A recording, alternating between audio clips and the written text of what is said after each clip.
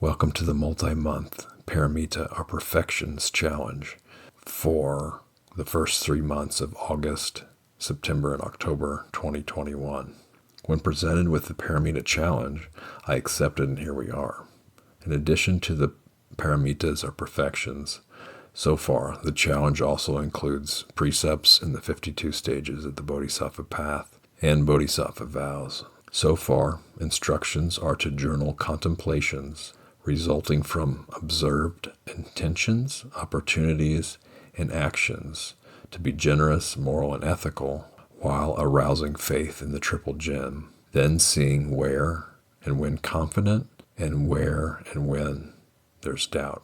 For whatever reasons, the first month I received was for October 2021, so I started recording right away and kept recording after receiving August and September. Therefore, while these first 3 months are condensed into one long recording and still in chronological order for the listener, going forward, recordings plan to be 1 month at a time until ending, thus spending a proper full month on each.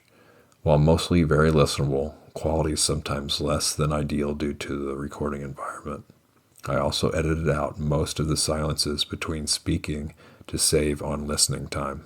I've not taken Bodhisattva vows, and so with little instruction in Mahayana Buddhism, apart from maybe a smidgen of the Zen stuff, there's the benefit of beginner's mind, I guess is a nice way to put it. I shoot from the hip with a lot in this recording, and will often use a Theravada lens and a lot of inquiry as I ponder out loud. It may come off at times as criticism, and sometimes it may actually be, but these are mostly solo efforts at summoning what is really meant by the material. My current one-choice word for the Pāramitās are as follows.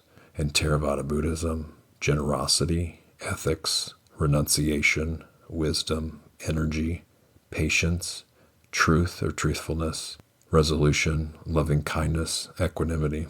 And then in Mahayana Buddhism, generosity, ethics, patience, energy, one-pointedness, wisdom, skillful means, resolution, power or spiritual power, knowledge. So a few meta-insights on this challenge, especially after the first 3 months. I can't remember a time I've been involved in a commitment based on prompting. In this instance, committing to something where the commitment involves another providing the work, and then forgetting I hadn't received anything for 2 months until the 3rd month's challenge arrived, and then backtracking. This seems to illuminate one of the natures of dukkha, which is incompleteness.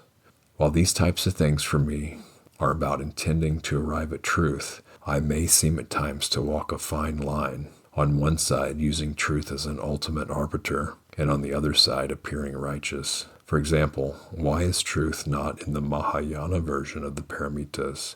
Because without truth, how is it known what is or isn't valid or worthwhile? Finally, I find that addressing the polarities and opposites of some of these topics help elucidate some often underserved angles of view and contribute clarity. Check the November 1st, 2021 integratingpresence.com blog post for notes that include omissions from this recording, along with other stuff like sources and resources I'll mention. So without further ado, here's months 1 through 3 of the Pāramitā Challenge. First week of the Pāramitā Challenge, August 2021. This is from the 52 stages of the Bodhisattva Path. The first stage is the stage of faith. We arouse our faith and confidence in the Buddha, Dharma, Sangha, as well as having a firm belief in our original mind. So Buddha, Dharma, Sangha is pretty straightforward. I'll go into it anyway, though. We arouse our faith and confidence. How do we do that? How do we arouse faith and confidence? Well, faith, we can see someone who really inspires us, or we just kind of have an intuitive knowing that that's something we're interested in, something we're curious and cultivating about, the qualities, our personality types, and confidence, I once confused confidence for being egotistical. Obviously not the same thing, but at that time, most of the people that I observed being confident also seemed very egotistical. It wasn't until I experienced wholesome confidence without being egotistical in service to self, I really kind of learned what confidence was. So perhaps it's rooted in ethics and friendliness.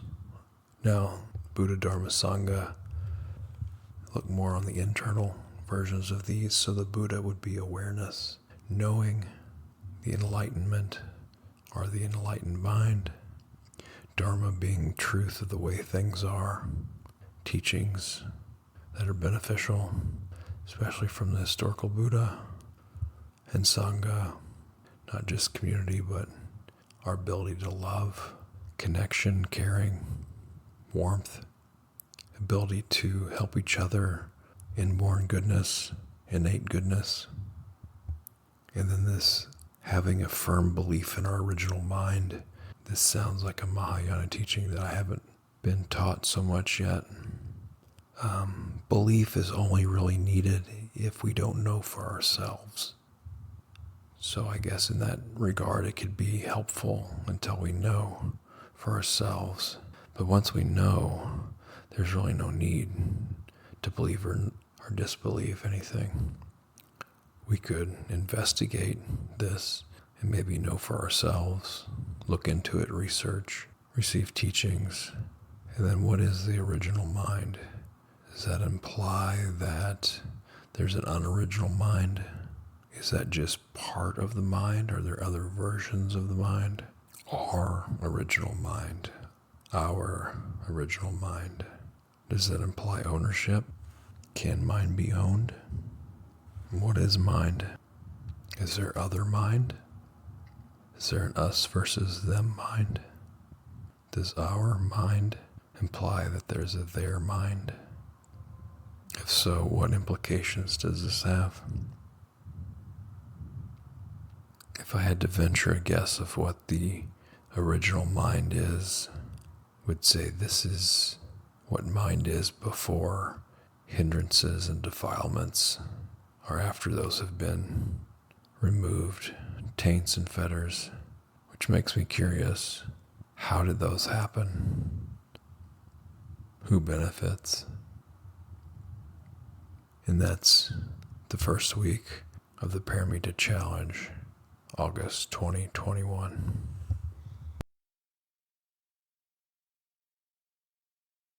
Week 2 of the first month of the Pāramitā Challenge, August 2021.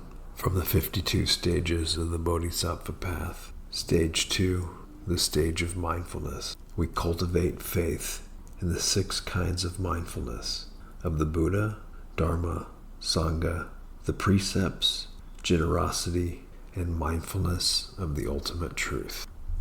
So like the previous one, where we aroused faith and confidence in the Buddha, Dharma, Sangha, this one is saying cultivate faith in the 6 kinds of mindfulness. So why do we need faith and mindfulness? How do we cultivate faith? And how do we cultivate faith in mindfulness? Why are there 6 kinds of mindfulness? I guess we should start at, well, what is mindfulness? It's been defined many different ways. The Pali word is sati. And I'll just throw out one definition here. I'm not really settled on a definitive definition of sati. Kind of like bodyfulness is one of my top ones. Just a bare recognition of knowing. So if that definition or something akin to it is the case, then I don't see where faith comes into the picture unless there's just such spaced outness or being oblivious to life, completely steeped in solipsism, that there's no real reckoning of what's real or truth, that faith would be needed for something like mindfulness. And these 6 kinds, they're all very admirable and totally on board with them. I'm just curious of why these 6 out of all the different things to be mindful. And again, how do we cultivate faith? I'm drawing a blank here. I'm sure there's some ways. It just seems like you either have it or you don't. It can be a inspired faith. We see someone that inspires us and we want to find out how they do what they do. Or it could be verified faith where we actually experience what we hear about in our own experience. And I'm fascinated now by the mechanics of that and what would cultivate faith and what would be the opposite of that. So going now on to the Buddha, Dharma, Sangha, part of mindfulness. So just knowing the Buddha, for me, the historical figure is not nearly as pertinent as what it represents, which is complete and total and full awareness. Same way with the Dharma, the teachings are amazing, but the Buddha only had so many human years to teach. So the Dharma to me is truth and reality, the way things actually are, not the way we want them to be, or even often perceive them. Sangha, as mentioned somewhere else in these reflections, is not just the community, but our ability, willingness, and demonstration of love in many different forms. The precepts, of course, are the ethical foundation that really makes all this possible. In generosity, one of the things with faith and generosity would be that it doesn't seem so apparent, especially in Western culture, that being generous can actually help us. But when we pay attention to our motivation for being generous, what's going on when we're giving, and then how we feel, and what the effect is afterwards. And we notice in the long run, many times, that we get what we give. And then this ever important last one, mindfulness of the ultimate truth. It's interesting how mindfulness is now mentioned twice in this last statement here. Cultivate faith in the 6 kinds of mindfulness and mindfulness of the ultimate truth. Anyway, the ultimate truth, it's ineffable. It can only be pointed at. There's not much that can be said about it in words. This isn't Nibbana, and there's several synonyms. The unconditioned, the destruction of lust, hate, and delusion, the uninclined, the taintless, the truth, the other shore, the subtle, the very difficult to see, the unaging, the stable, the undisintegrating, the unmanifest, the unproliferated, the peaceful, the deathless, the sublime, the auspicious, the secure, the destruction of craving, the wonderful, the amazing, the unailing state, the unafflicted, dispassion, purity, freedom, non-attachment, the island, the shelter, the asylum, the refuge, the destination, and the path leading to the destination. Actually, those are the 33 synonyms for Nibbana. And that's the second week of the first month of the Pāramitā Challenge, August 2021. Week 3 of the Pāramitā Challenge for 2021. This is from the 52 stages of the Bodhisattva Path, subset of the 10 stages of faith, stages 3 and 4. We confidently cultivate our diligence, effort, and energy. And this is the stage of endeavor. Stage 3 and stage 4 is the stage of mental stability. We cultivate confidence in being able to focus on an object without distraction. So for the third stage, the stage of endeavor, confidently cultivating our diligence, effort, and energy. So these 3 can pretty much run together. It seems like maybe there's slight variations and nuances on the maybe dimensions of the same concept, act, goal. So it seems to be a big emphasis on confidence and cultivation. So is cultivation possible without confidence? Does confidence increase the ability of cultivation? Does confidence accelerate it? I don't know. I think it would pacify an ego more, but then again, maybe it also could eliminate it depending on the type of confidence and maybe what a higher goal is. So cultivating diligence, effort, and energy. Diligence, means keeping after it, right? Keeping on and on with it, not shirking it off. Effort, as opposed to laziness, lack of effort. idleness and energy, the potential for action, right? And then the fuel for action. So how do we cultivate this?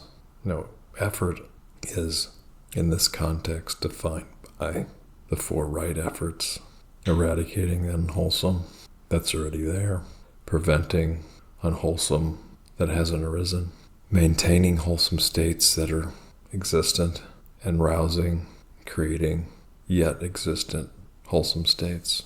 Maybe it's okay to say, I don't know how to cultivate diligence, effort, and energy. Being honest. And then what follows is, well, how do I cultivate these confidently? So confidently cultivating could also mean to eliminate doubt, to point in the direction of doubt elimination. So we may start having some progress on this, but then all of a sudden doubt creeps in, discount it, get discouraged. So this is where the prior stage of faith comes in.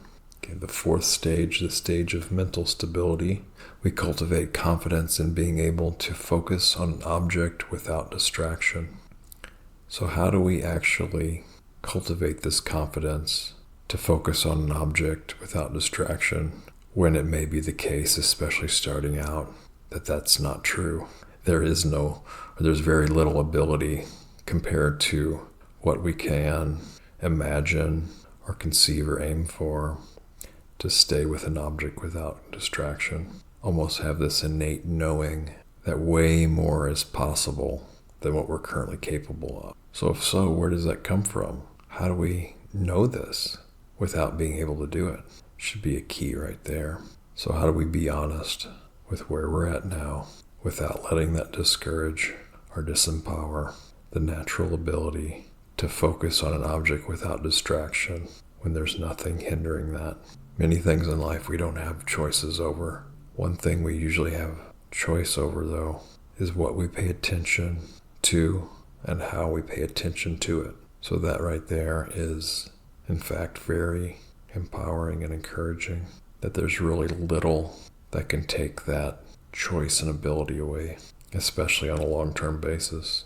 So maybe one way we can help cultivate this confidence in undistractability on an object is to look at the perception of distraction. What if there were no distractions? What if what we're perceiving as distraction is just an unwholesome perception? Taking this on as a mind experiment. How might that be possible? To be in a world where nothing was perceived as a distraction, and yet with the choice to absorb our attention into a single object. Another way to cultivate confidence in being able to keep attention on a single object is to know the value of this and the danger of not doing this and what the escape involved in this is. So we can investigate, why do I want to stay with a single object? What's the big deal with that? What's the payoff? And that's week 3 of the first month, August 2021, the Pāramitā Challenge. Week 4 of the first month of the Pāramitā Challenge, August 2021. This is from the 52 stages of the Bodhisattva Path, subset of the 10 stages of faith. Stage 5, the stage of the wisdom of understanding emptiness. We arouse our faith in the mind's ability to understand emptiness and to attain enlightenment. So the mind's ability to understand emptiness and attain enlightenment. Well, attaining enlightenment, although I like to say realizing enlightenment, because some say we're all already enlightened, we just haven't realized it yet. So either way, this enlightenment, which again prefer awakening over enlightenment, either way, this is what practice is all about. Why do this if not having a final goal? And of course, the historical Buddha said, I wouldn't teach this if it wasn't possible. Now, understanding emptiness and the mind's ability. So once emptiness is realized, does it really need to be understood? Well, I guess no. Yes, it does. It just seems like a knowing. I guess those are similar, understanding and knowing. Anyway, Emptiness is often confused with not being real. Oh, it's all empty, it's not real. Just an illusion. And I think this is a common misunderstanding, to say the least. Perhaps my limited understanding of emptiness, knowledge of emptiness, is all compounded things are subject to falling away, passing away. They're not going to be around forever. So why is that? Well, in the current reality we're in, seems we're in a closed entropic system where nothing can last forever. Even the most giant mountains over eons, given the same type of system dynamics, I guess, will eventually fade away. We can look at the St. Francis Mountains in Missouri here, and they're said to be some of the oldest mountains around, and they're pretty big hills now, nothing humongous anymore. So who knows? Empty of what? What is empty, and what is it empty of? Another way to look at this is it's empty of a self, a permanent, abiding, controllable, unchanging self. This is not me, this is not mine, this is not who I am, I'm not made of this. Going back to the first part of this about everything not being real and it's all an illusion and a dream, well, in a way, maybe, but this can be a potentially dangerous perception to have people get at if they're not ready for this. Obviously, because it can excuse so many actions, it could lead to nihilism, can even put people in depression or discouragement if not understood correctly. There needs to be a stability, a general ground to be able to better handle when this comes around.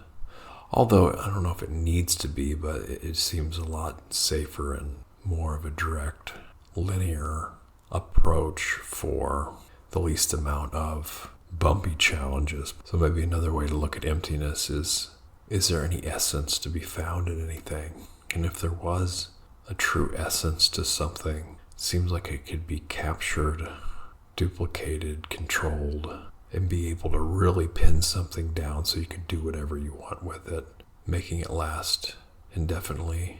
But I don't know, that's more speculation.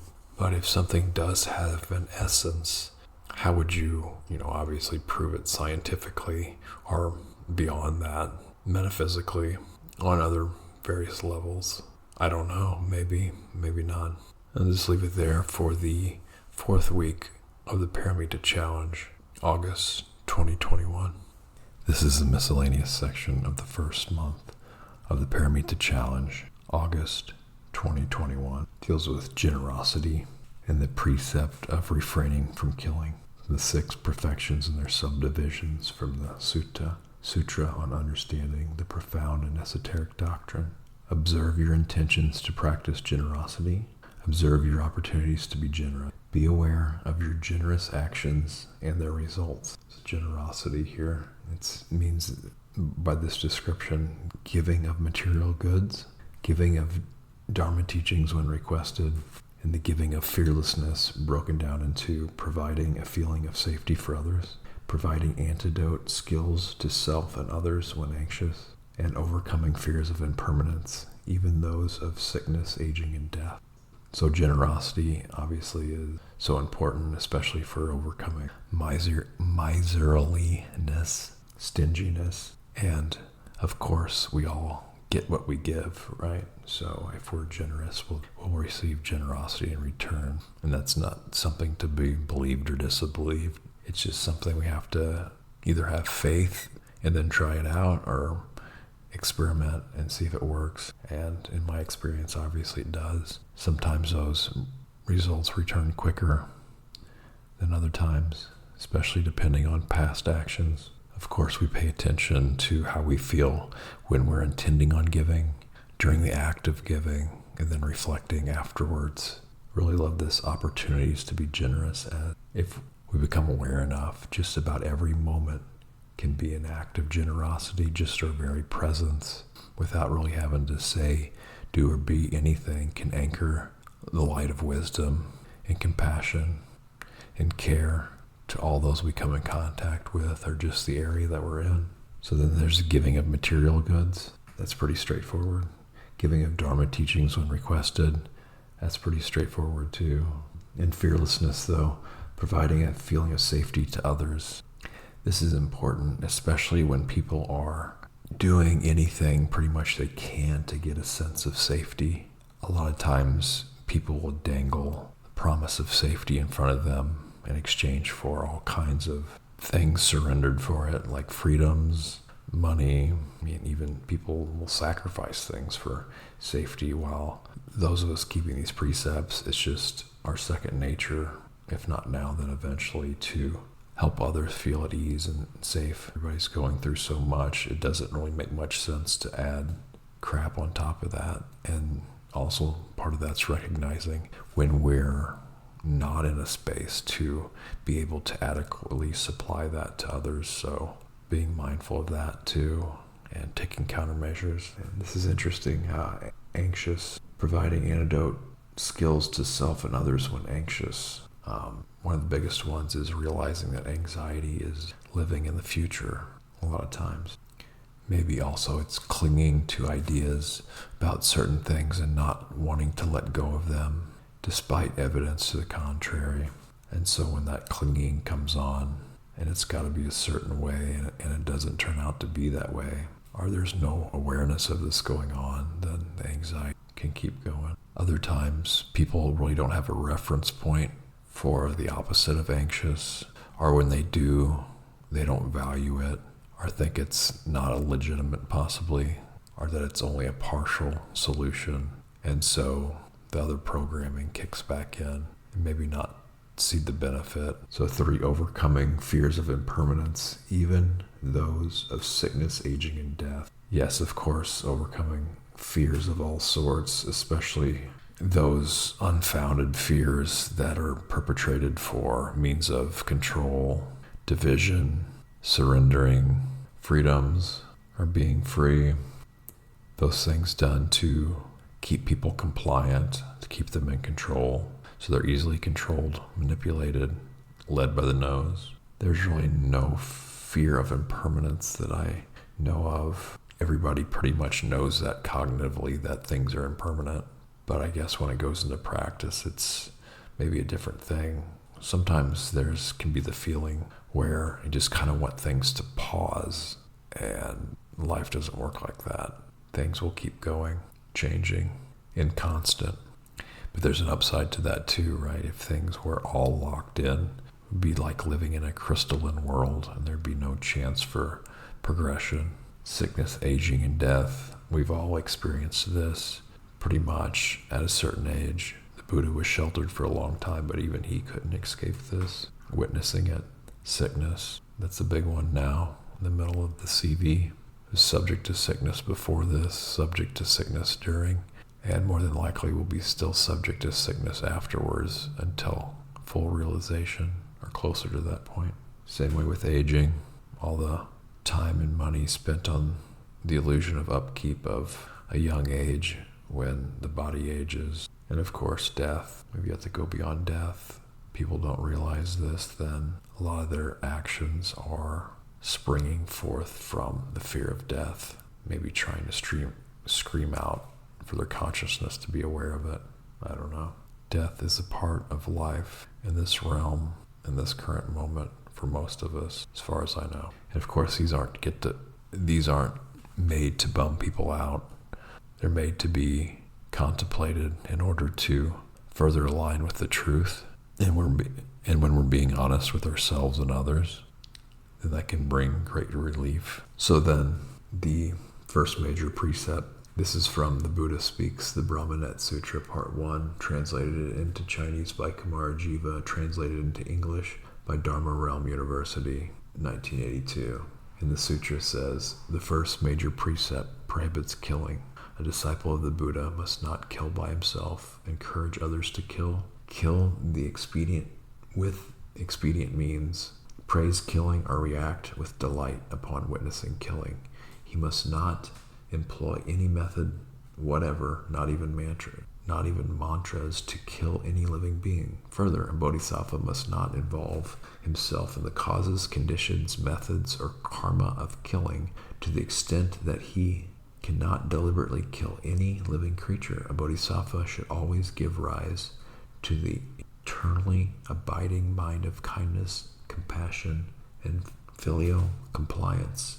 Thus, he should devise skillful means to rescue and protect all being. Hence, if a bodhisattva kills with indulgence or evinces delight in killing any being, he thereby commits a bodhisattva prajika offense. So there's just a comment here on what this prajika offense. This term, according to the Paravara, derives from a verb meaning to lose or be defeated. In the Vinaya, the term refers to a bhikkhu who commits any of the major offenses, has surrendered to his own mental defilements to such an extent that he defeats the purpose of his having become a bhikkhu in the first place. A bhikkhu who commits any of these offenses severs himself irrevocably from the life of the Sangha and is no longer considered a bhikkhu. Wow, that's pretty intense, right? You can't even go back to a lay person then? You can't even go back to the Sangha? I don't know. I don't totally get this, but the first precept is pretty obvious, right? I mean, just imagine if everybody on earth refrained from killing just other human beings for one day. I mean, the whole world would change quicker than it did with the lockdowns. And I just got out of a movie, a popular sci-fi movie. It's actually a few months later than the date of this recording, and there was plenty of violence involved in the movie, and yeah, I haven't seen one for years. But within that, there was like this code of engagement in battle, honor codes or whatnot, and none of it really made sense or registered. I could tell they had a whole system for when to engage in battle, why they were doing it, who they were serving, who they were fighting, why, how, and all this stuff. But it was really complex rules that I didn't really follow, at least the details on it. Maybe it's because I just can't fathom even wanting to harm anything. It's really set up for your own disaster. It's hard to know how people can't see this. Our actions have consequences. What you do for good or ill is going to come back to you with good or ill results. And this is nothing to believe or disbelieve. You just have to know and see it for yourself. So then this goes further into protecting other beings. So when we see and know this, and you see so many delusions and ignorance all around us, and having compassion for those still in delusion and ignorance, acting out of ill will or greed, harming living creatures because they don't know they might know better, but on deeper levels they don't realize the profundity of their actions of something like this. So this is where skillful means are developed to do what we can to protect other beings too. And then also, how do you protect those perpetrating it as well? Yeah, that's kind of a wild card and balance in here. There's conventional ways and there's unconventional ways. And this can go into pretty subtle territory about harming anyway. Killing is pretty straightforward, but it comes back to ill will or delusion or delusion. So of course, this is where martial arts can come in handy, like Aikido. Although I don't know any of these, that one's a defense method that doesn't even harm in itself, really, that I know of. I don't know if anybody's ever heard of the Native American tradition, if I'm getting this right, of counting ku. So the warriors would go into battle. Instead of killing, they would touch the enemy with a ku stick, if I'm getting that right. And so what this signifies is that although they could have killed because they got so close, they chose not to. And so that actually one-ups in battle because they override the intent of killing or supersede it. Of course, there's correctional systems that are likely vast in many methods employed. There's prevention measures for preventing killing. Some of these, though, are tricky, maybe like this company called Palantir, who does pre-crime. So these computer systems can predict when crime may be committed, and then law enforcement can be deployed. But as long as the whole thing isn't open source and completely transparent, it's really anybody's guess as far as effectiveness and rights infringement, depending on the parties involved and methods employed. Rescuing and protecting all beings. This is another balancing act, as the call needs to be made if we're helping them, if they want help, or if we're stepping on their journey by helping them prematurely, like breaking a butterfly out of its cocoon too soon, but then not acting when one can and the other can't, then that's potentially a shortcoming too, depending on the level of discernment and causes and conditions involved. But the key here, eternally abiding mind of kindness, compassion, and filial compliance. When those are really practiced and developed well, the other things just become more self-evident and obvious. And that's the miscellaneous section for August 2021 of the Pāramitā Challenge. For the September 2021 Pāramitā Challenge, into the 10 stages of faith. Apparently this is stage 6, the stage of pure self-restraint. We maintain our faith in moral discipline and self-restraint to reduce suffering. So, a few initial notes here. What is faith? How do we maintain faith? I'm more inclined to use self-containment instead of self-restraint. So then, looking at the opposites of this, what would be unpure self-restraint or self-containment? And where would this happen and not happen? And how? So for example, if we restrain ourselves or contain ourselves from acting or speaking, or possibly even thinking, how would this be pure versus unpure? I'm at a loss for that as of now. And then we look at, our morals. What are morals? Why should we have them? And which morals should we adhere to? And why? Are there any times when we shouldn't have morals, or they should be let go of? And then where does faith come in to moral discipline? What is faith? Do we need faith to be moral? Is it possible now or in the future to be moral without discipline or faith?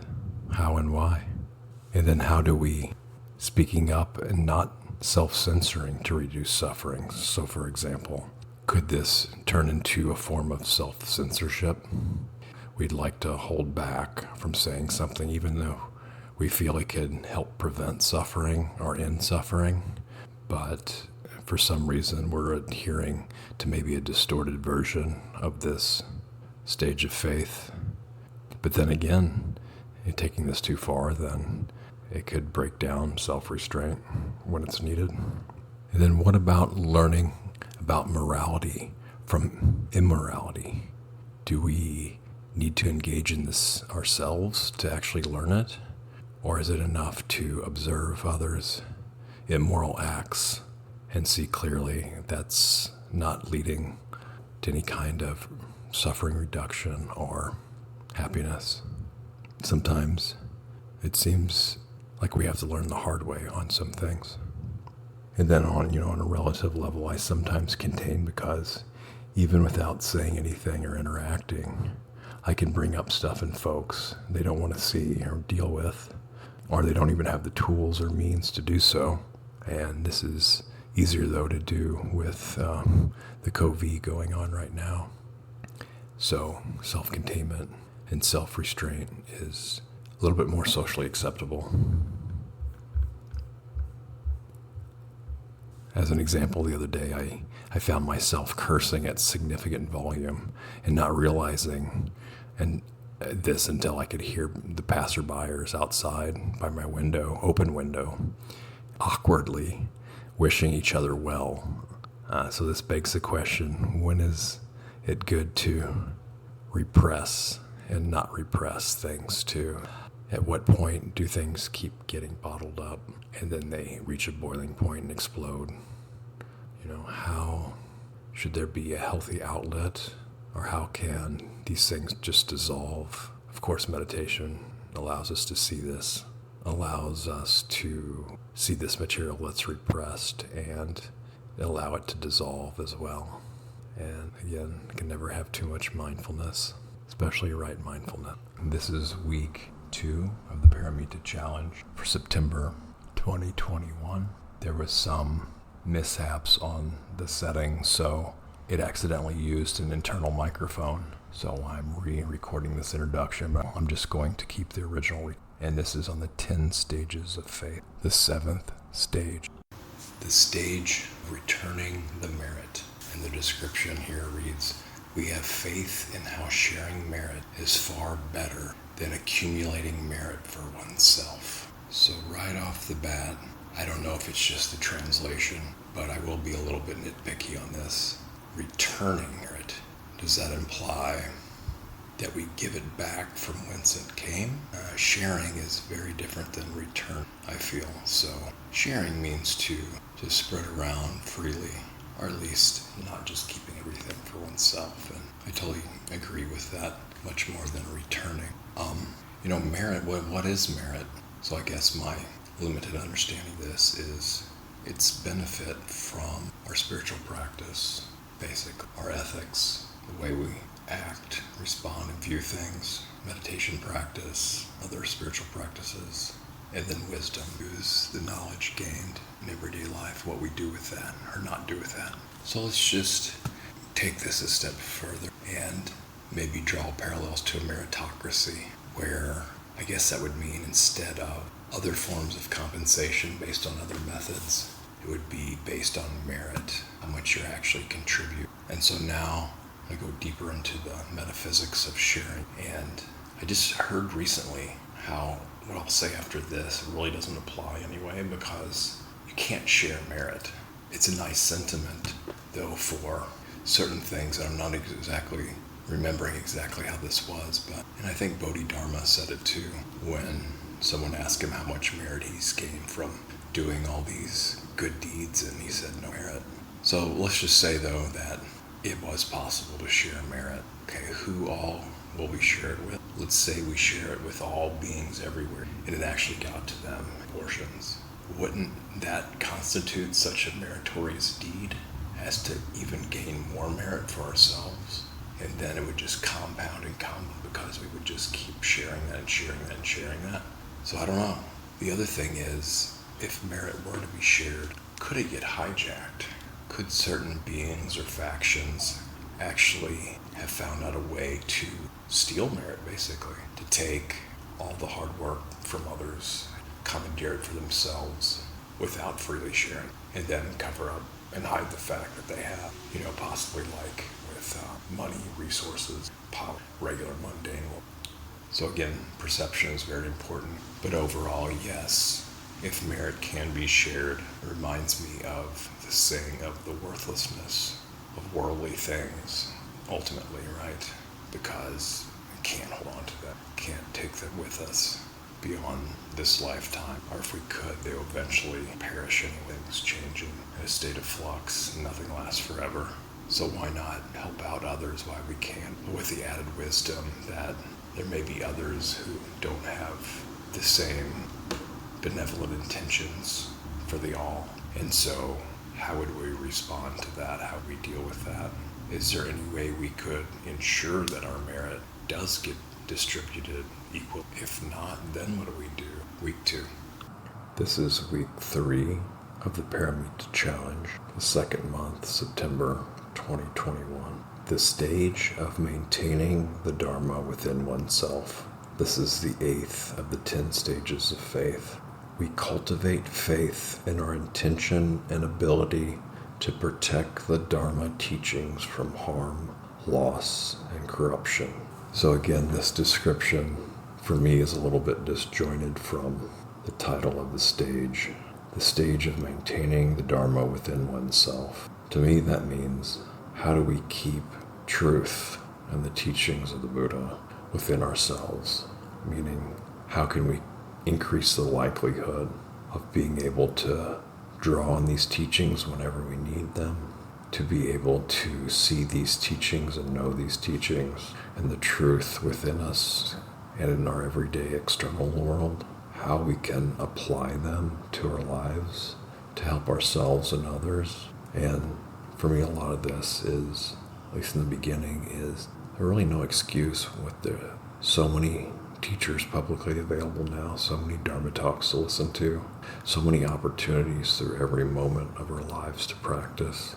And once we can really see and know that there really isn't much, there's benefit in other things in life, but this is like an underlying and overarching, superseding, and all-penetrating thing that just blows everything else out of the water. So when the benefits and in lack of really other options in our lives, once this becomes apparent, but that's a good thing because it makes a lot of our choices easier. And basically, truth is all there is, so it turns into the only game in town at some point. So now when I go to this, we cultivate faith in our intention and ability to protect the Dharma teachings from harm, loss, and corruption. It's really interesting. First off, while yes, Dharma teachings obviously benefit and truth benefits from being safeguarded from harm, loss, and corruption, at the end of the day, truth can never be destroyed. So it really can take care of itself. However, that doesn't mean that those in power or those who know it with less than benevolent intentions aren't and won't and haven't veiled truth and teachings, distorted truth in Dharma teachings, try to wipe them out, harm them. Sure. So this all comes down to discernment. Where are those veils? What are those veils? Where are those intentions? Who are they coming from? What can we do while maintaining non-harming? We speak truth to power, call out where this is happening, or do we hold back because we're not 100% sure? How do we probe into this to investigate if this is really going on? Because a lot of these things are pretty conniving, can be really subtle, and then we can fear looking wrong or paranoid or overly protective. So how do we look into this and start to suss out corruption without being overly protective or being like gung-ho and perceived as militant Buddhists or militant Dharma protectors, or the other end that, it just doesn't matter, I'll just let somebody else do it. Just sit back and, it'll all work out. I don't have to do anything. So balancing that. And I guess, yes, initially this does require faith in our intention and ability, but at a certain point, it just becomes a clear, obvious thing to do.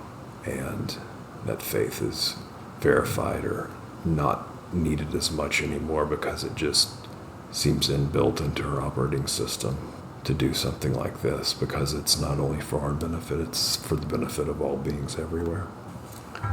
That's week 3 of the Pāramitā challenge for September 2021. The 8th stage of the 10 stages of faith. This is week 4 of the Pāramitā challenge, September 2021. The 10 stages of faith, stages 9 and 10. Stage 9 is the stage of detachment. We have faith that progress and training does not require austerity, but instead requires the practice of non-clinging. Stage 10, the stage of aspiration. We cultivate our faith in the strong aspiration to attain enlightenment. So for stage 9, having faith that progress and training does not require austerities, but instead requires the practice of non-clinging. So obviously, yes, suffering is due to clinging. So any amount of non-clinging we can have, the better, which that is the utmost importance. Totally agree. However, or that said, the austerities does not require austerities. So let's not forget that those aren't totally excluded in practice. They might be challenging for householders to do, for monastics even. But the Buddha did recommend the Dhutanga practices, and there's 13 of these I'll go through briefly, that, the Buddha said that extreme austerities that he practiced at one point in his journey were unnecessary, but he did make exception for these 13, which aren't severe at all, but they are basically eschewing some creature comforts, let's put it that way. And the other extreme of just indulging in everything he didn't recommend as well. And it makes sense, the middle way, having balance. So the first one is a refuse ragwares practice, basically meaning that you'd only wear robes from discarded or soiled cloths, patchwork cloth. The second one's a triple robe wear, so they would only have 3 robes and not have any additional robes. The alms food eater practice, so you just go only eat food on alms rounds and not go to like rich people's houses or where you're dwelling at. And the house-to-house seeker practice says, you could only go around to every house, not omitting any. You couldn't just make a beeline toward where all the good food, regular food is. The one sessioner's practice, eating 1 meal a day. The bowl eater's practice, so eating everything out of one bowl mixed together instead of separate plates and dishes. 7, later food refusers practice. Once you're full, you wouldn't offer or you wouldn't accept any more food. The forest dweller practice, not living in a town or village, but away from that. Tree root dweller, you would live under a tree without any shelter or roof. In the open air dwellers practice number 10 is refusing a roof and a tree root. But you can do it says a shelter out of a tent of robes. And charnel ground practice, this is where you would go, where a charnel ground, which probably not too many people are familiar with those, especially in the West, where it's said that if somebody couldn't afford a burial, cremation, they would just put them all in one place and let nature decompose them as it will. So it'd be living nearby one of these, or a graveyard, or cremation ground. And then the any bed users practice, number 11, just being satisfied with any place you can stay. And then 13 is the sinner's practice, which involves omitting the lying down posture, so you're only walking, standing, sitting. And those are the 13 Dhutanga practices. Now, the next one is number 10, the stage of aspiration. We cultivate our faith in the strong aspiration to attain enlightenment. A few things here. I don't know about attaining enlightenment, so it's not like this something we got to get and then we can get back to Netflix, right? Some say that we're already enlightened, we just haven't realized it yet. So in a way, I can see it as an attainment, but it resonates more with me as a realization, and it's an ongoing thing too, as far as I know. Abiding, dwelling in that with some, especially those who've been considered to be realized enlightenment. And then the strong aspiration, I feel, is important because, why are we even doing all this anyway? That is the goal, right? To realize awakening and be free. And everything else is just getting us towards that. And that goal, that fruit, the end of the holy life, pretty much encompasses everything else along the way, leading towards that or leading away from that. Although some might say that even when we think we're led away, as long as we make the resolve to use that and learn from our mistakes, then there is no non-opportunities, I guess. And it's never too late to course correct. And of course, the Buddha said, if it wasn't possible, I wouldn't teach it. So I don't see where it's helpful either to make jokes about, when I'm enlightened, and poking fun like it's not possible, or a legend, or just some fanciful fairy tale, which kind of degrades and lessens this whole thing, because you might as well just go back to Netflix or whatever. So it's week 4 of September 2021, the Pāramitā Challenge. This is the miscellaneous section for month 2 of the Pāramitā Challenge, September 2021. It mainly has to do with morality or ethics and stealing. So we'll start with the 6 perfections and their subdivisions from the sutra on understanding the profound and esoteric doctrine. This is number 2, morality, and in parentheses it says discipline. Number 1, as a description, discipline to turn away from what is not good. 2, discipline to turn towards what is good. 3, discipline to turn toward benefiting sentient being. So, turning away from what is not good. Sometimes, especially in the beginning, this might be like witnessing a train wreck. It's just hard to turn away from it, especially since our culture encourages for entertainment such wild behavior that's screaming out for attention. So what is good? What is not good? What's ethical? What's not ethical? For me, that's pretty simple when it boils down to harming or not harming. What leads to the benefit and well-being of ourselves and others, especially in the long term, and what doesn't. So as we practice and keep these precepts, it just becomes more and more intuitive, maybe instinctual, ingrained, learned, and in other ways obvious to what's for our benefit and what's not, what's good and what's not. And then the third one, discipline to turn towards benefiting sentient beings. And so when those first 2 just become second nature, and then we've pretty much got a lot of our own house in order, well then what's left is, I guess in Zen I've heard they've got 2 jobs: to meditate and sweep the monastery, and the monastery includes the whole world. So yeah, once we have our house in order, then it just makes sense to help other people when we can. The second one is from the doctrine of mere consciousness. The 10 excellent moral exercises are the 10 Pāramitās. Number 2 is morality or observance of precepts.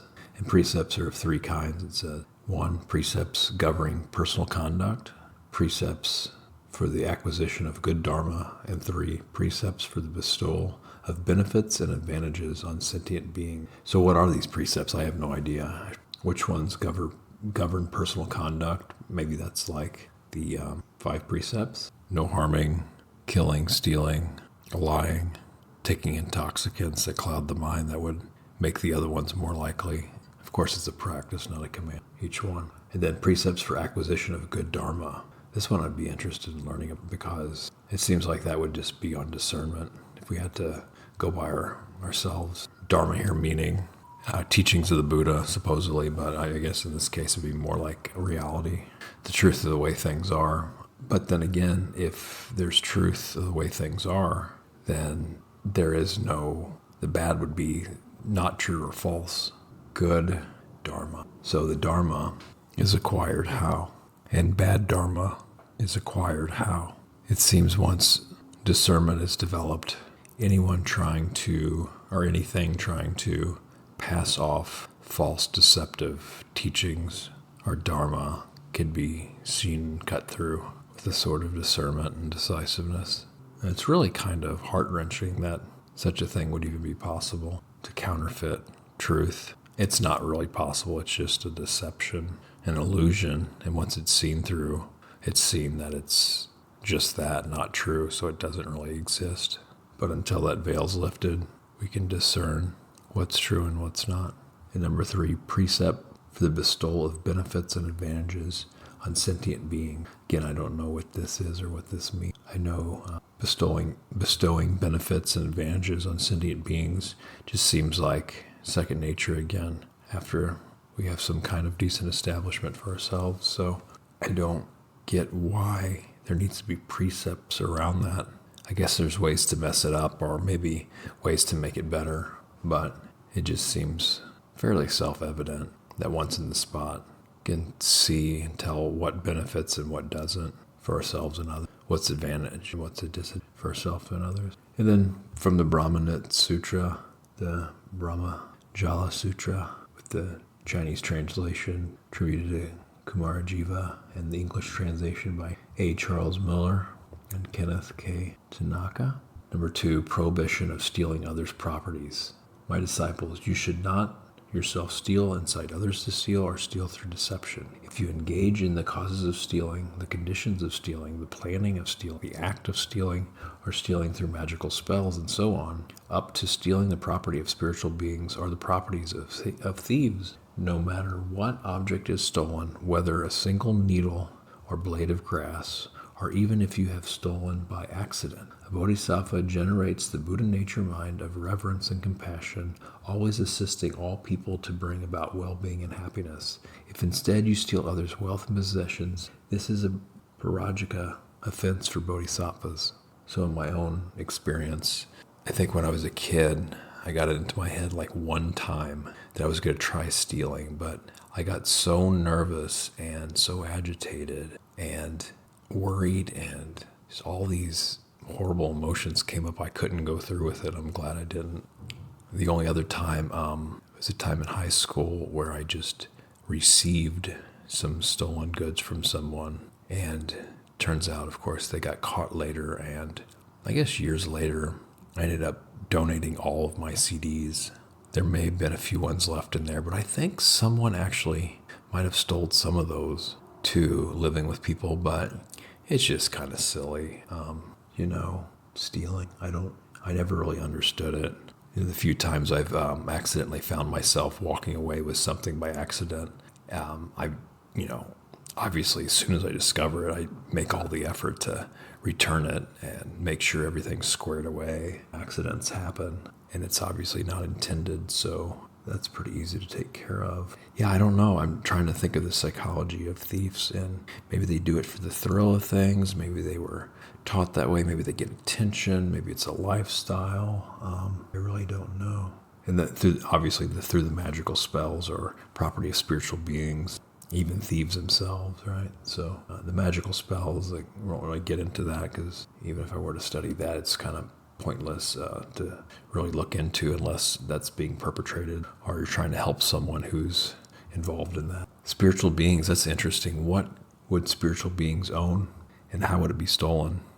Of course, these are rhetorical questions. I really don't encourage anybody to look into that unless it's relevant for their experience in life at the time, but it's definitely interesting. Of course, stealing through deception. How many times do we get telemarketer calls? What about advertising?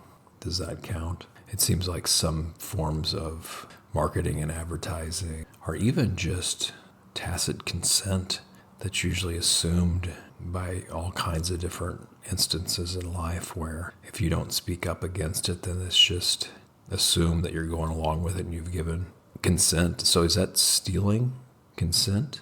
Of course, you can really drill down in this and get into some really gray lines, but I'm going to leave it there for now for the miscellaneous section of month 2 of the Pāramitā Challenge, September 2021.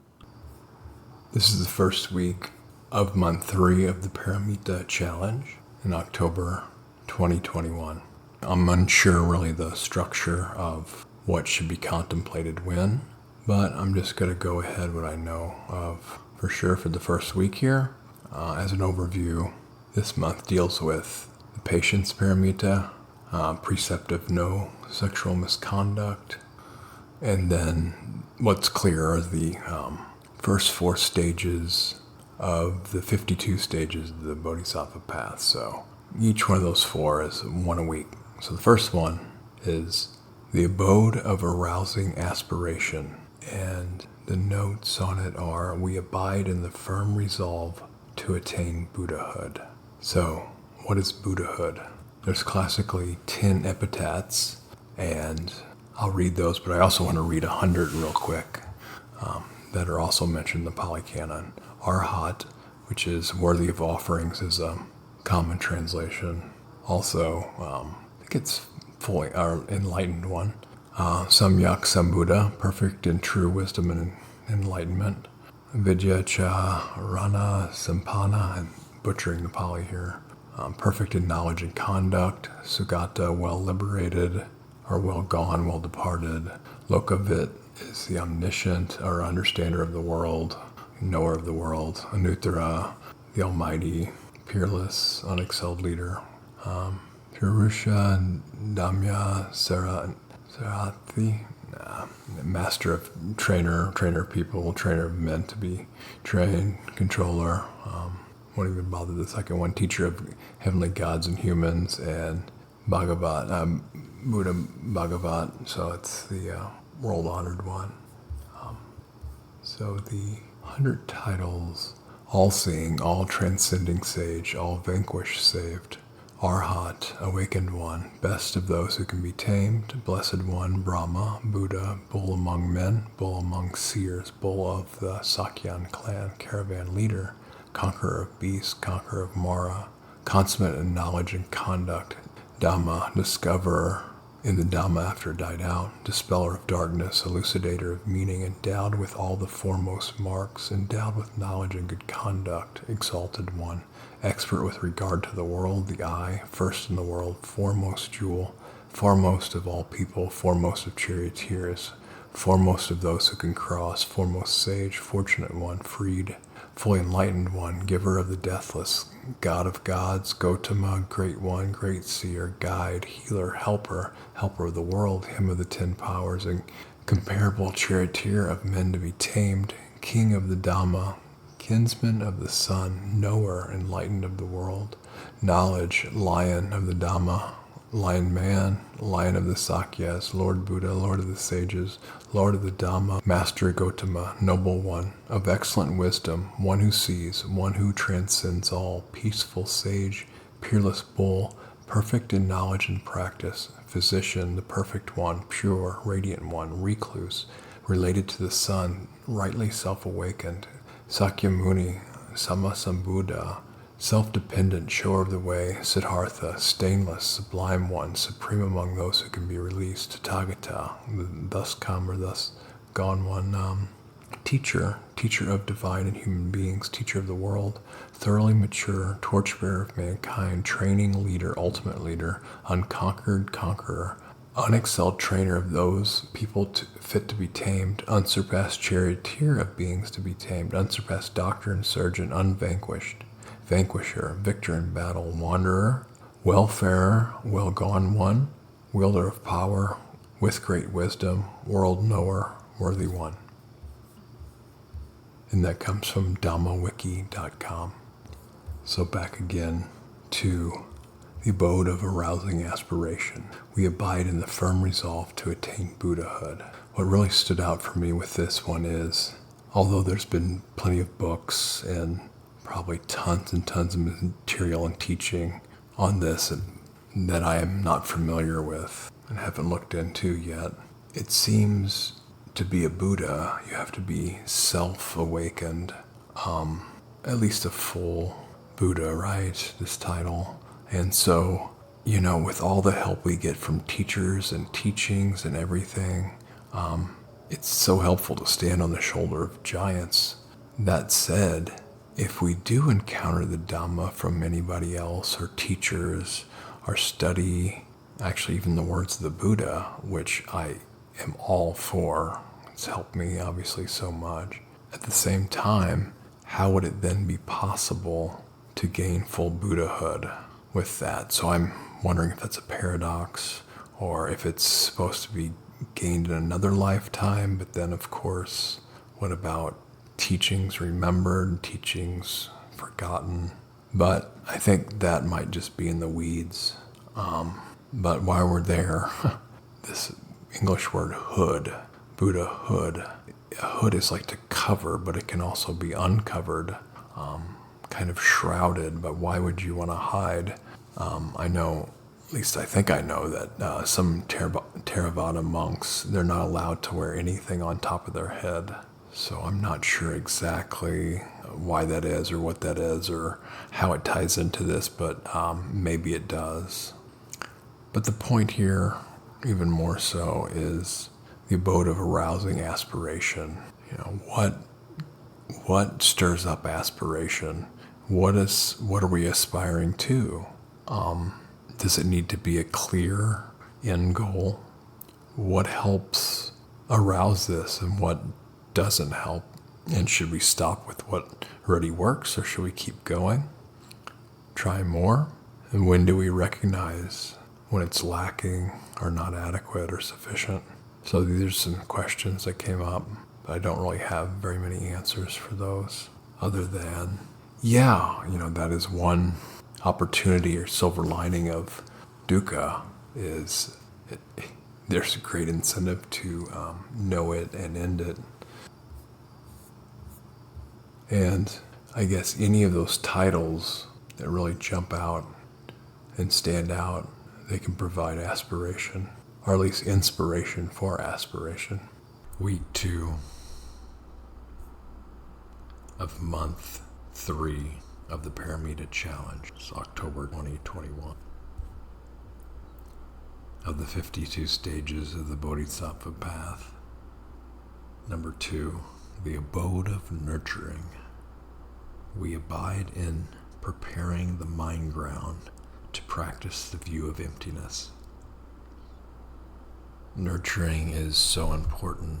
It extends beyond this as well. We've got the 4 nutriments of food, feeling, thoughts or mental stuff, I guess you could say, and consciousness. And these are all vital to our health and well-being, whether or not we have any kind of higher aspirations in life. Although it's probably not on the to-do list, the majority of people in the world to wake up every morning and want to nourish their consciousness, but so what are we nurturing ourselves with? Fast food of the mind, or things that will help us progress, uplift, elevate? Are we eating literal junk food?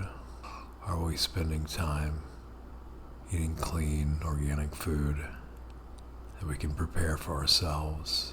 And what kind of energy is going into it? What kind of thought form going into it? What are we studying? Are we vegging out TVs and video games? Are we taking the time to, again, take in material for our highest happiness and the highest happiness of all those around us?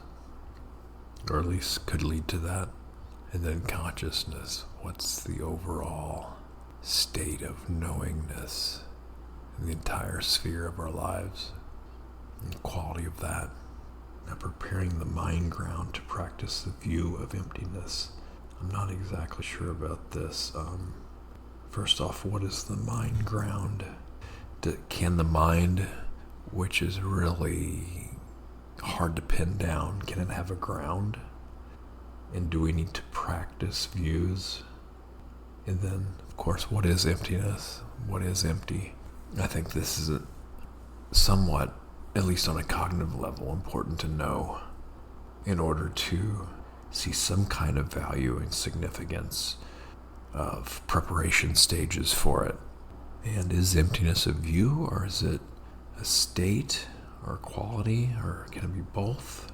How and why? And then abiding. How do we abide?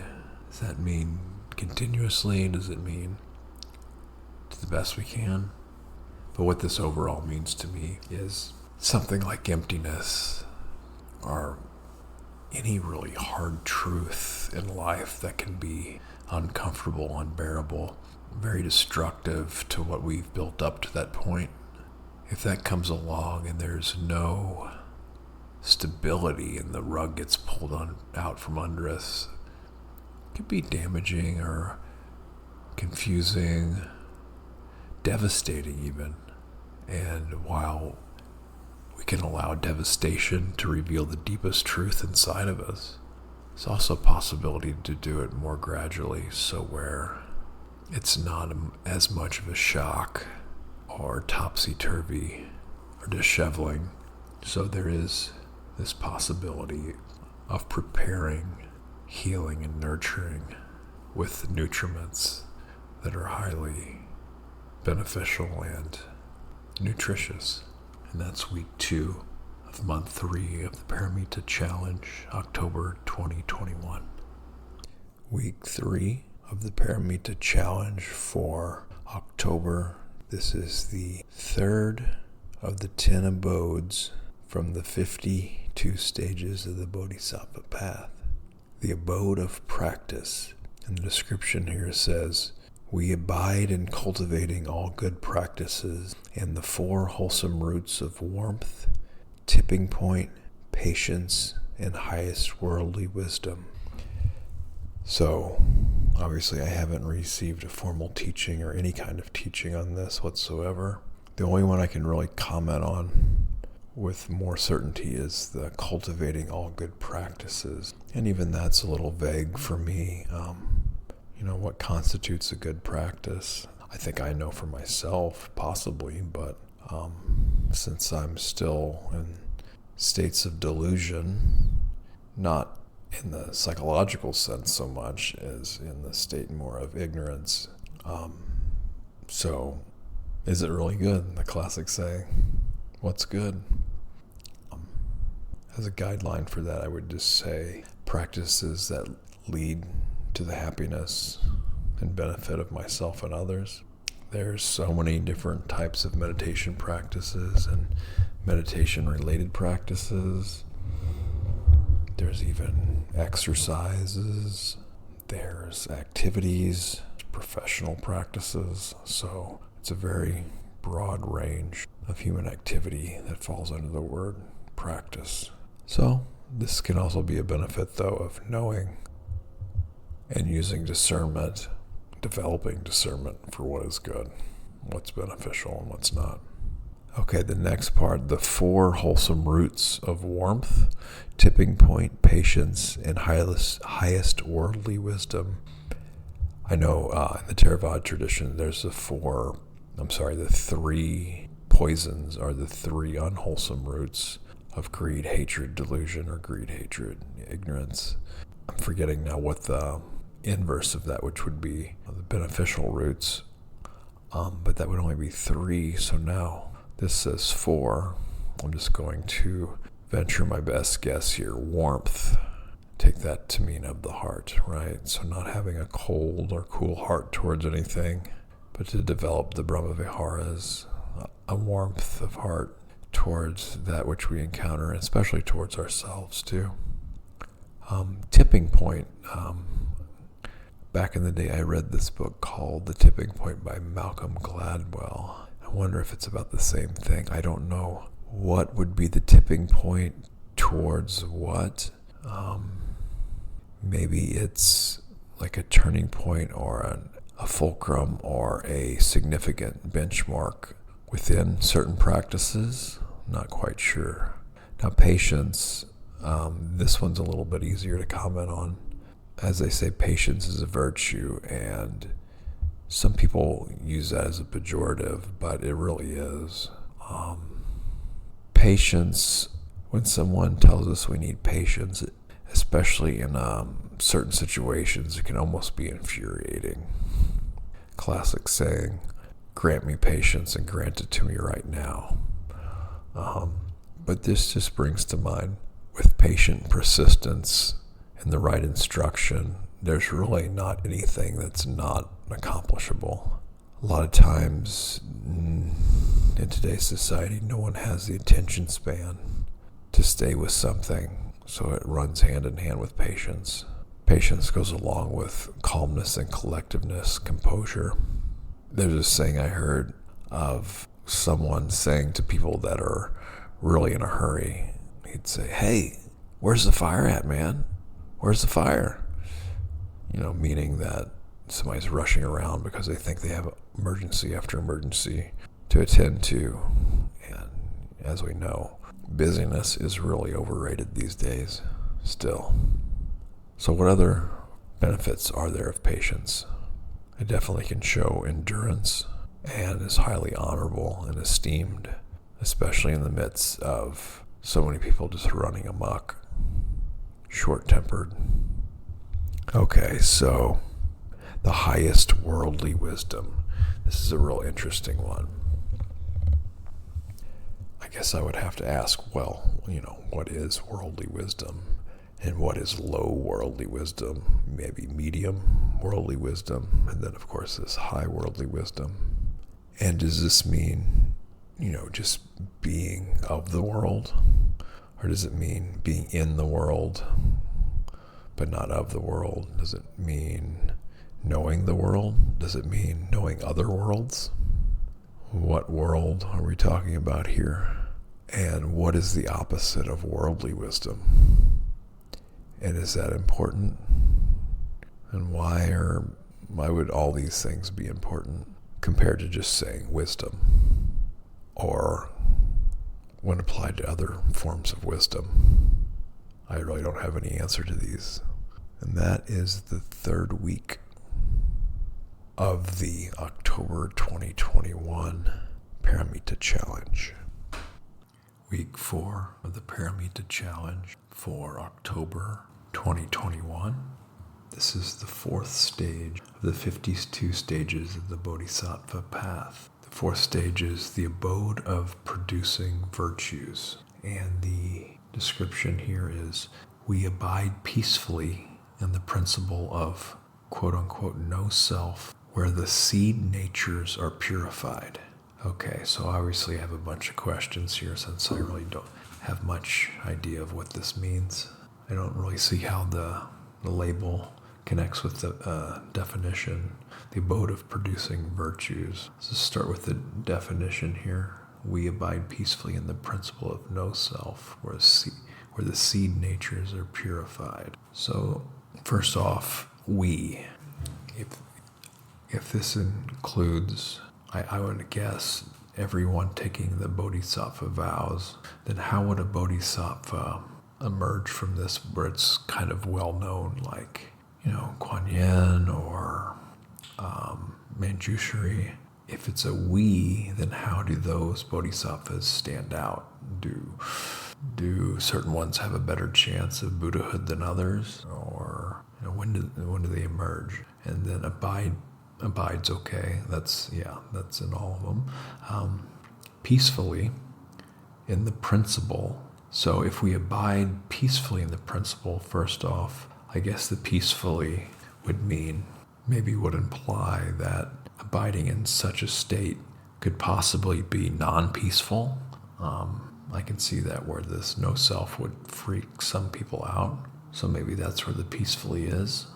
In the principle. So if we're abiding in a principle, we're not really abiding in a reality. We're abiding in an idea, right? A principle. It's something we hold in high esteem and something we respect. But why would we need to do that so much if the no self is actually reality? And the term no self here is kind of a misnomer, because if I were to say, oh, there's no Josh, get in trouble and go, oh, you can't get me in trouble because there's no Josh, they would just look at you like, what's wrong with this guy? But if you say not self, I could go and say, well, Josh is not really who I am. I'm way more than that. That's only a name, and a way to navigate regular life. But I go way beyond that. That's not myself. So it's kind of a negation of whatever you can say is a self, while no self means that there's not even any kind of concept of a self. But I get it. Maybe these two are interchangeable, but even if it's splitting hairs here, it's a valid distinction, I feel. And then abide peacefully in the principle of no self, where the seed natures are purified. Well, location, where? So where is this principle? Well, it's in the mind, right? So this is a mind construct, unless I'm wrong on this, or if there's misunderstanding here. The seed natures, okay. So I'm just guessing that's the alaya consciousness in Mahayana, but I'm not exactly sure about this, so I'm probably a little bit off on this. I was just not always, but curious. These extra consciousnesses, the sixth and seventh consciousness, I forget what seventh and eighth, where eighth being the alaya, right, and the seventh, I'm not sure, but the mind is so vast. There's so many different potentials of consciousness, right? Or at least variations and flavors and fluctuations. It's interesting how these two extra ones are chosen out of perhaps many different possibilities of types of consciousness. I'm not sure there. So if this is the seed nature of the alaya consciousness, how does it get corrupted and how does it get purified? Well, if this were to be gone by, then if we just engage in this principle, abide in this principle of no self, then these seed natures, which, how are they being corrupted to begin with? Why is that happening? When did that start? Who's responsible for that? But if we just abide in this, then they'll just become purified. Well, how does that happen? Do we just enter some kind of void or denial of a self? Is there so much energy put into this principle that somehow it purifies a seed nature? It just seems like if you look at a seed from a tree or plant, I don't know what would constitute one being pure versus unpure. And the metaphor, I don't think is a good one either, because, okay, if there's an unpure seed, like an actual seed in nature, how could one purify it? It doesn't seem possible unless you somehow go in there with some, genetic scalpel and do some genetic manipulation. But I think even by that very nature, unless your knowledge is extremely vast and it can be proven over eons, then just by the nature of that, it doesn't seem like genetic modification is going to purify something from nature. Although obviously that could be wrong. So a lot of concepts, a lot of ideas thrown out here, very confusing things, not only trying to understand this, but then adding things on top of it. So I guess where is Occam's razor in this? If I had to simplify this and kind of squeeze out the benefit from it, I would kind of translate it back into Theravada style, where abiding peacefully would mean equanimity and the realization of not self, anatta. And as far as purification goes, that would be sila or ethics. So that brings us back to the original stage title, the abode of producing virtues. So the description talks about a purification and an abiding in a no self. So I don't see how that can produce anything when it's talking about purification. I guess that would entail the definition of production meaning something new, where I guess technically if something's purified, it could be in a new state or a new version of the same thing or somewhat same thing. But is a transformation or a transmutation a production? Well, I don't know. I think it's beside the point. But the actual stage, the abode of producing virtues, I would take that to mean ethics, right? And the four right efforts of eradicating unwholesome states, preventing unwholesome states from arising, generating new wholesome states, and maintaining wholesome states. And that's going to be enough for week 4 of October 2021, the Pāramitā Challenge. This is the miscellaneous section for the Pāramitā Challenge, the 3rd month, October 2021. This mainly has to do with patience and sexual misconduct.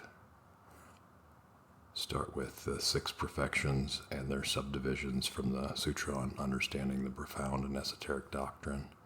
The 6 perfections, the 3rd one is patience. Patience to endure insult and injury. Patience to abide peacefully in suffering. Patience to investigate the Dharma. So patience to endure insult. This could be very helpful if we're trying to set an example to someone where we can be the better man or woman. And this is founded on not passivity or lack of assertion or weakness, or just laying down and being a doormat. This is founded, at least my understanding and not the inverted version, is founded on taking the high road due to the fact that hatred can never overcome hatred. Only non-hatred and love can overcome hatred. This is an eternal. It's one of the beginning lines of the Dhammapada that spoke. And so when we're bombarded with insult and injury. A lot of times the habitual response, this way we've been conditioned and brought up, is to retaliate, get even, not stand for it. And then it oftentimes ends up as adding more fuel to the fire. So this needs to be coupled with solutions on how to respond to insult and injury. Where is the common ground? Where is the resolution? Where's the remedy and resolve instead of justice and judgment? And then, of course, if it does really harm us, then we need to draw back and heal from this as well and look at possibly what's happened that may have caused this or not, but at least look at, well, what's the best way going forward if this happens again, or how might this be dealt with in a way that leads to the happiness of everyone. It might be boundaries, it might be different communication techniques, it might be getting help, all kinds of. So the patience to abide peacefully in suffering. This is another tricky one, because if we can take action to alleviate suffering, that is to be done, because we're not, again, emotional doormats to just take everything and just say, oh, just the way it is, I guess I'll just be like that forever, when something very skillful, wise, and wholesome can be taken to eliminate the suffering. Now that said, when there's nothing that can be done, or we just haven't seen the proper option yet, again, will it help anything to lash out, shut down, avoid, escape, numb out when we experience dukkha? Probably not. And so there's coping skills if they're needed. However, actually turning and looking dukkha in the face from a place of balance and peace, to whatever extent that's available, learning from it, this noble truth of suffering. Can the nobility be seen in it? Because some would have us suffer or perpetrate suffering for their own enjoyment, benefit, their own inverted reasons and gains, maybe even needs. But when we can look suffering directly in the eyes and know that this is here for my understanding and mastery of overcoming it for myself and all beings everywhere, then it becomes an opportunity for upliftment instead of denigration, debasement, and regression. So then the patience to investigate the Dharma.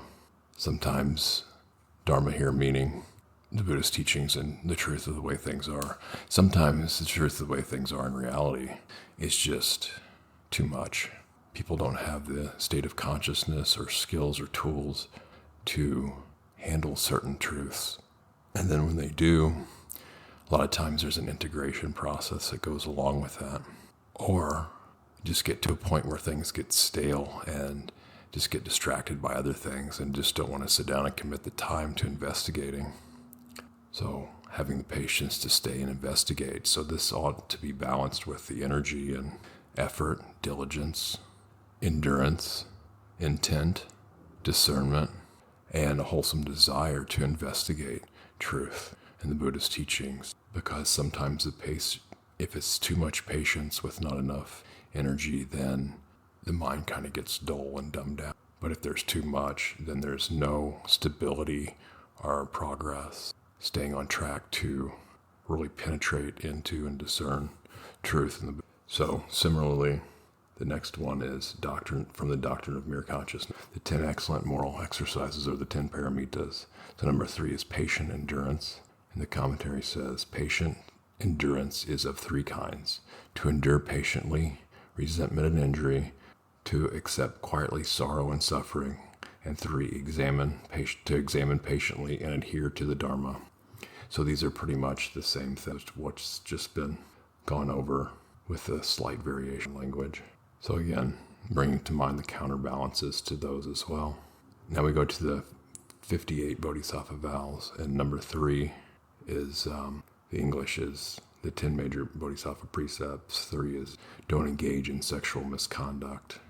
Okay, and then from the Brahmanet Sutra, the Brahmajala Sutra, 3. Prohibition of heartless pursuit of love. My disciples, you should not engage in lustful behavior, incite someone to engage in lustful behavior, or even indulge in unplanned lustful behavior. You should avoid the causes of debauchery, the conditions of lustful behavior, the planning of lustful behavior, consummated acts of lustful behavior. This includes everything up to sexual gratification with female animals, female celestial, or female spirits, as well as deviant forms of sexual conduct.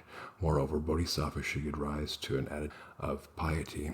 They should save all sentient beings by providing them with the pure teachings. If instead they repeatedly indulge in lustful behavior with anyone, engaging in sexual acts with animals, or one's mother, daughter, sister, or another close relative, then this is cruelty and constitutes a bodhisattva rajika offense.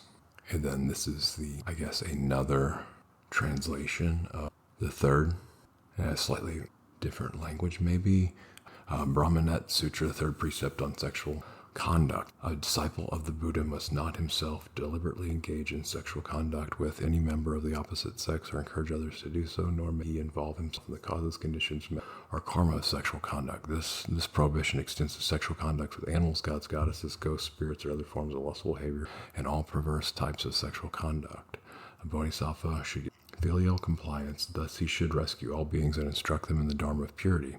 If instead a bodhisattva engages in promiscuous sexual activity with any person, with animals, his mother, daughter, sisters, or any other of the 6 types of close relatives, his behavior is utterly devoid of committing, thereby commit bodhisattva rajika offense. Okay, so this is interesting. This one says you're not supposed to have any kind of sexual conduct. So I don't know if there can be lay bodhisattvas, or it's only, I don't know if there's Vinaya rules around that, the rules governing monastics. But we can just jump in here to the main thing, which is sexual misconduct.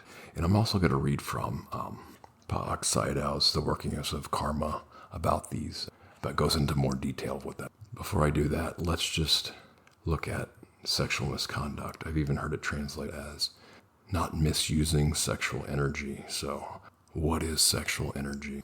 Where does it come from? How does it work? What should be done with it? What should not be done with it? What is healthy sexual conduct? What is healthy sexual energy, and how to use that? Can that be done? Why is it important or not important? So if it's to go by not engaging in sexual conduct, obviously if you expand that out to if all beings were to do that, what would the world look like? Well, that would seem pretty nihilistic as far as what kind of reality we have now. So as far as I know, without the use of technology, then the human population would eventually die off, right? Because there would be no reproduction the way things are structured now. So I don't know about that unless other things change. That's a whole nother ball of wax.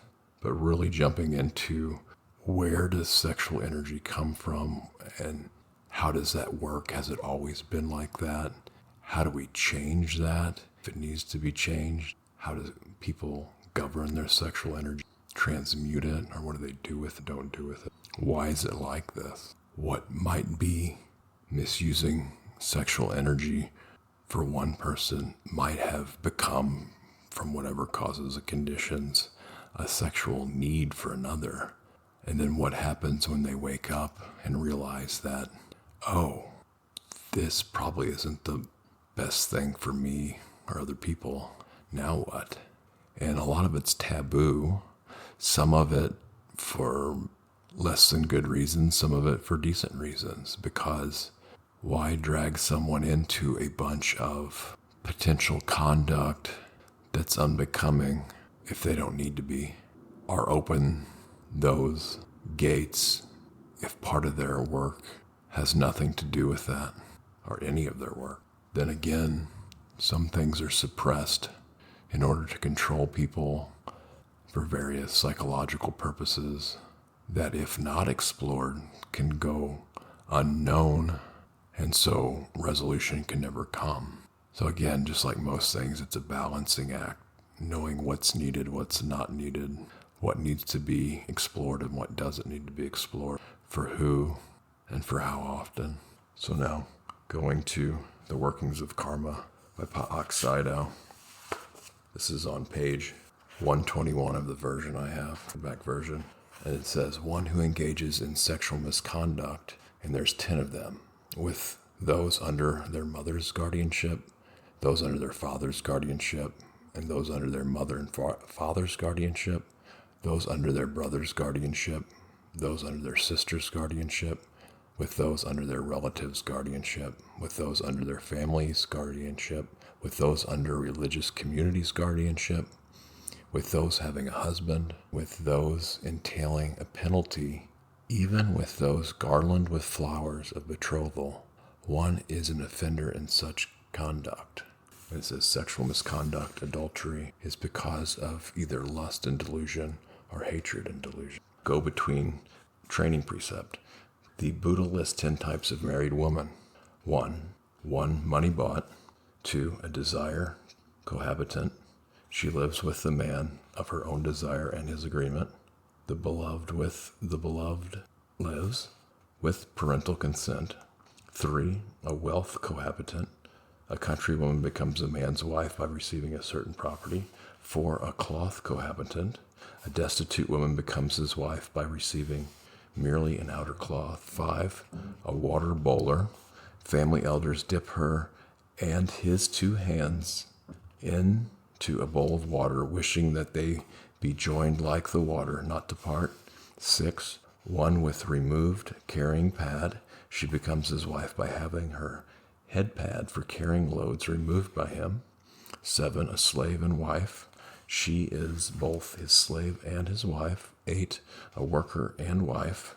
9, one flag brought, a captive taken in a conquered territory where the flag has been raised. 10, a momentary wife, a prostitute. And then the discussion on the wholesome Kama course.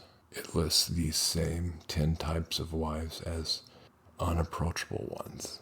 Again, this is from The Workings of Kama, Polyword by Pa Oxidao. So yeah, that pretty much covers a lot of things. A lot of those seem kind of outdated, at least in the United States. Those things don't seem to be going on, at least in broad daylight or out in the public that I'm aware of. So that's the miscellaneous section for the Pāramitā challenge, the 3rd month, October 2021.